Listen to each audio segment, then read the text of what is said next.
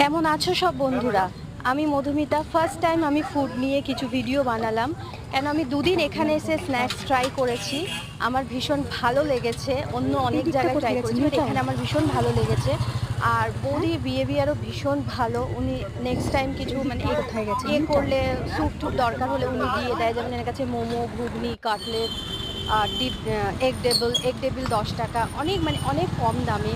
Chicken cutlet আছে 40 টাকায়, যেটা এখানে চিকেন কাটলেট অনেক অনেক ভ্যারাইটিস পাওয়া যায়, মানে আমি যেগুলো বলতে পারবো না। মোমো, অনেক কিছু। যেমন এখানে দেখতে পাচ্ছ, এটা ঘুগনিটা দেখো কতটা ঘন, 10 টাকা প্লেট ঘুগনি।